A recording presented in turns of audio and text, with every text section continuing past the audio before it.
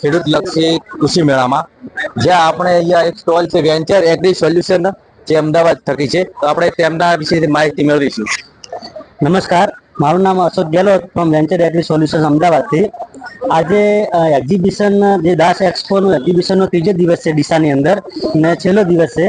આજે બી ઘણી બધી પબ્લિકનો મતલબ શનિવારે ચાલુ છે. શનિવારે બી પબ્લિક ખેડૂતોનો આવક બહુ મતલબ ખેડૂતો ઘણા બધા આવ્યા હતા એક્ઝિબિશનની અંદર. રવિવારે બહુ ટ્રાફિક રહ્યું હતું ગઈકાલે, ને આજે બી બહુ ટ્રાફિક બપોર સુધી બહુ ટ્રાફિક રહ્યું હતું. ને ઘણા બધા ખેડૂતોએ અમારા સ્ટોલની વિઝિટ લીધી છે. એની અંદર ઘણી બધી ખેતીને લક્ષી માહિતી બી અમે આપી છે ખેડૂતોને. ખેડૂતો બી બહુ ખુશ રહ્યા ને આ એક્ઝિબિશનથી બહુ ખેડૂતોને ફાયદો થયો છે એવું મારું અનુમાન છે.